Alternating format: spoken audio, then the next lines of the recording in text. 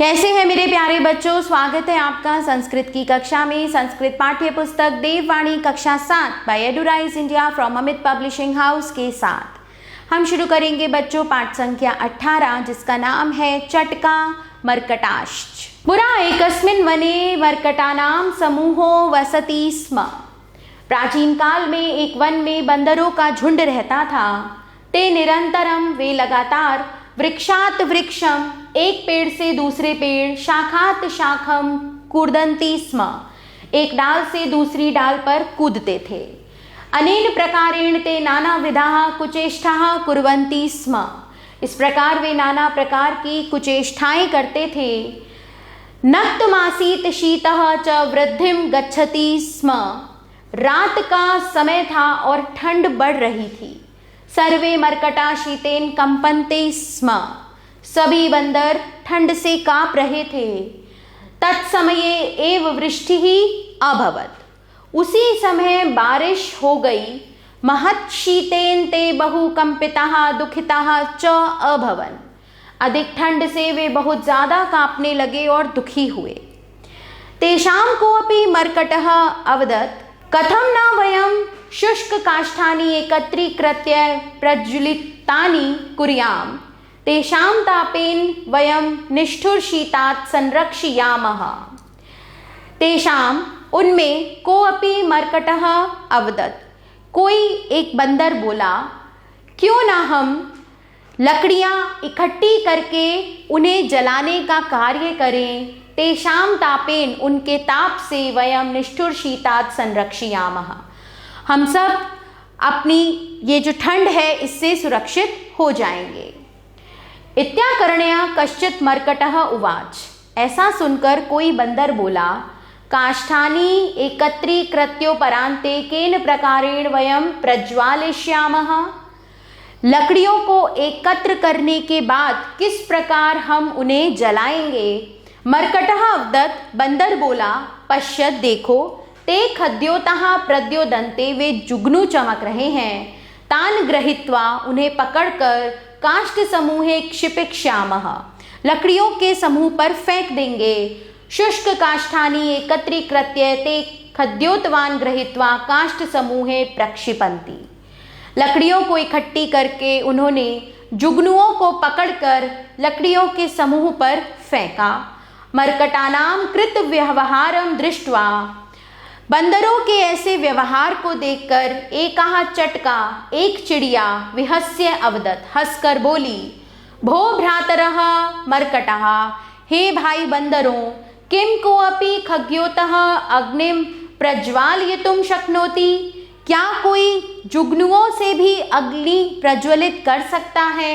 यदि इदं भवितुं, यदि ऐसा होता, शक्यते तहि सर्वं वनम अग्निर्लुप्तं भवेत्, तो संपूर्ण वन में ही आग लग जाती। समस्ते दिने इतस्ततः कुर्दिते मानः नक्ते शीतेन वेपद्ये, कथम स्वगृहस्य निर्माणं न कुरुत, तदा शीतात् रक्षिता भवेत्। इसका अनुवाद ये है, सारा दिन इधर उधर कूदते हुए रात में ठंड से कांपते हो, क्यों अपने घर का निर्माण नहीं करते हो, तब ठंड से बच जाओ।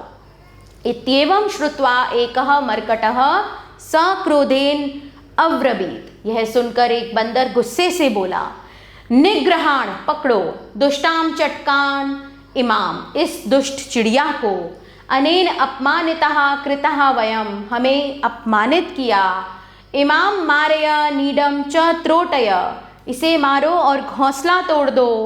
मर्कटः चटकां झटिति गृहीत्वा अमारयन्तस्याः च नीडम खंडशः कृतवन्तः, बंदरों ने चिड़िया को जल्दी से पकड़कर मार दिया और उसके घोंसले को टुकड़े टुकड़े कर दिया। सत्य मुक्तम, सच कहा है। उपदेशो ही मूर्खाणाम, मूर्खों को उपदेश देना। प्रकोपाय न शांतये, उनके क्रोध को बढ़ाना है ना कि शांत करना है। पयपानम भुजंगानाम केवलम विषवर्धनम, क्योंकि सांपों को दूध पिलाना केवल उनके विष को बढ़ाना है। चलते हैं बच्चों पाठ के शब्दार्थः की ओर।